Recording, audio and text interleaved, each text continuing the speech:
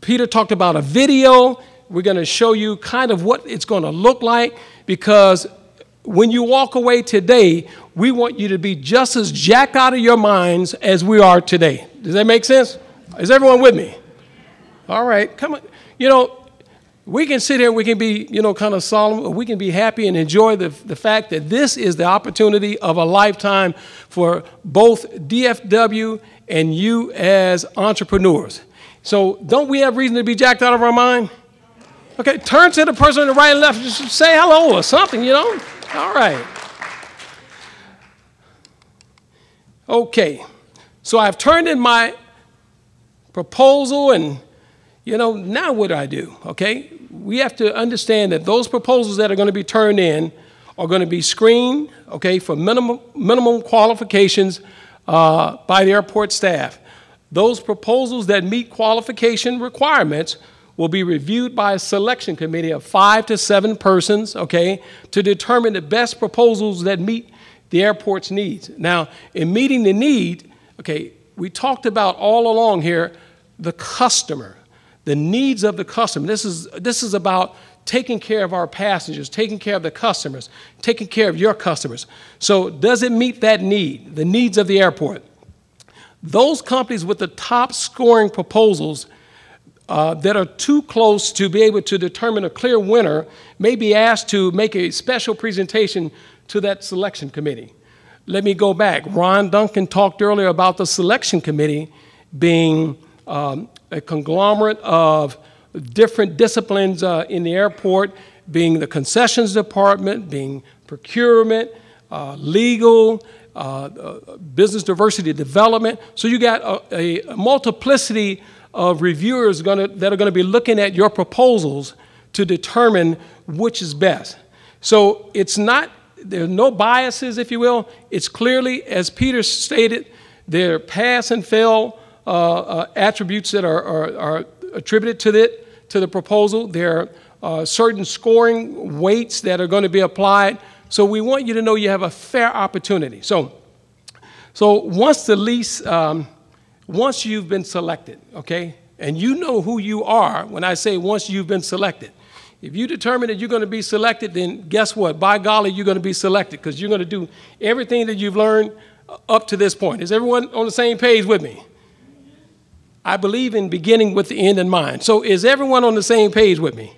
Okay, great. So once you've been selected, the lease will be sent to you, okay, and it must be signed prior to being submitted to the board. So we will not go to the board if you've been selected and yet you've not consummated your agreement on that lease with us. Everyone needs to clearly understand that. It's imperative that you get that. The top proposals, if you will be presented to the board of directors for approval. Now, if we start in late August or early September with our RFP, then we're anticipating going to the board January is our timeline for right now that we're targeting. January 2011 to say, here are the awardees that we like to present for approval. Everyone on the same page with me there? Okay. It's okay to talk to me. Okay, and those that don't want to, if I ask anything that's not going to say anything, just don't say anything. But let's talk, okay? This is a team effort. So now you've been selected. Now what? The board has approved, and we want to walk you through the next process, okay? You've been selected, and I want you to know that we have a team that's going to help you to achieve your objectives in your build-out process, to kind of help guide and expedite this whole development, okay? So our tenant project management team, they have a goal. Now, we don't have the team here today, but because this is such an important part of these next steps in getting you up and operating in as timely a fashion as possible, I want you to meet Mr. Kevin Sewell. Kevin, can you please stand up for us? Kevin Sewell, if you will, manages that team. Now, Kevin and his team, they've done a phenomenal job in laying out processes to ensure that we minimize any gaps that we may have, because in construction, you're always going to have issues, right? But I can tell you that this gentleman becomes your brother, and on his team, he's got another brother that you have, and then he's got a sister that you have. You need to latch on to these people, okay? They're going to make it happen for you. They're going to help you. So what do? They coordinate the concessionaire's design and build out during the trip to ensure that the completion of the concepts are in time with the completion of the terminal phasing. So we've talked about the fact that we've got various phases that are going to occur. So with Terminal A, Section A, when we start the process in February of 2011 and we begin to open and we go through the process, we want to work a simultaneous, a parallel path, if you will, so that it's timed in such a manner, and this is Kevin's team that's helping you, so that when it's time to turn the lights on and have that grand opening celebration, that we're very, very timely and that your operation is opening up with that celebration. We're all on the same page, right? So at the same time, what Kevin's team is going to do is they're going to provide ongoing support and coordination in the development of your concession space. How? Through the compliance with our DFW design criteria. They have a special design criteria which must be adhered to, that they're going to walk through with you to ensure that you know they've put checklists together. They want it to be as user-friendly as possible. Because what we've done is, and in the back room, we've sat down and we've looked at the whole process and we've said, how do we make this as not only user-friendly, but to expedite the process at the same time, to remove as much ambiguity as we possibly can. So you're going to have them working with you to provide you the necessary tools and best-in-class processes in achieving this objective. They're going to be working with you on design.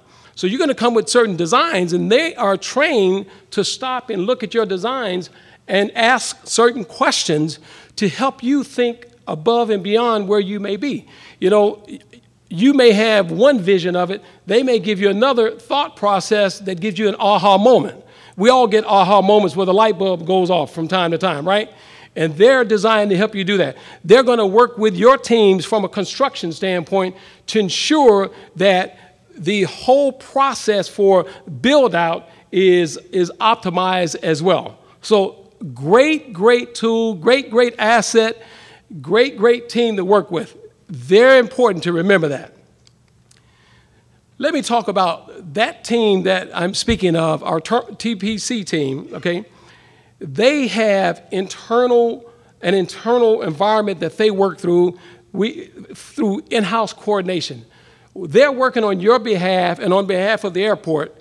And what they do is, if you look at this photo here, this slide, they work with the internal disciplines to ensure that the planning is intact, the airport development is intact with the ADE liaison. They serve with the EAD liaisons, the DFW codes department, you know, from engineering and just the whole gamut, working with our asset management team.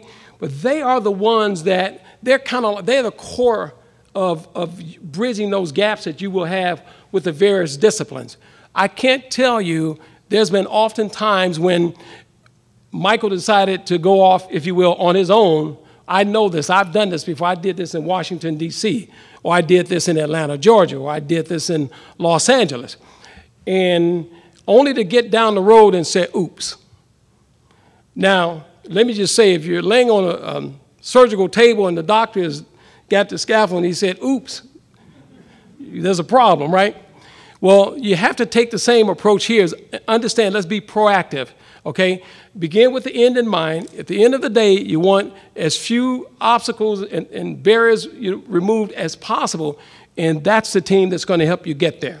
So that's them working on the internal side of the airport. But now, at the same time, externally, they're working. They're working on your behalf. They're working for you, okay, with you and your team, because they become an indirect source for you, so to speak, because as project coordinators, they're going to work with you, the tenant. They're going to work with your designers. They're going to work with your contractors and engineers. And, you know, we think we have a program that's intact that's going to allow you to optimize. There are going to be some balls that are going to be dropped because when you got something of this magnitude, there are going to be some issues from time to time. We all agree, right? But if we can minimize it, that's what we want to do. And that's why it's very important to understand their function and their capabilities and their talents to help you along the path.